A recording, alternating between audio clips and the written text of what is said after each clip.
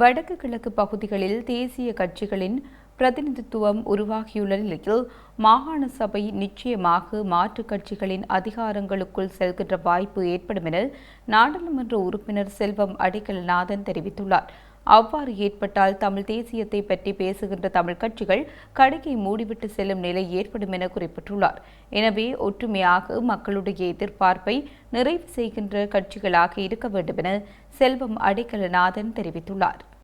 மாகாண சபை நிச்சயமாக மாற்றுக் கட்சியினுடைய அதிகாரங்களுக்குள் செல்லுகின்ற வாய்ப்பு ஏற்படும் பட்சத்திலே தேசியத்தை பேசுகின்ற உணர்கின்ற தமிழ் கட்சிகள் அதோடு கடையை மூடி செல்ல வேண்டிய சூழல் ஏற்படும்.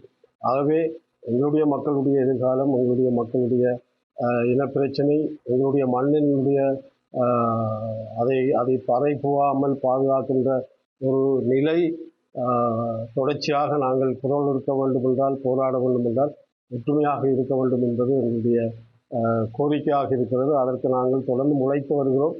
ஆனால் காலம் தனியவில்லை என்பது என்னுடைய கருத்து.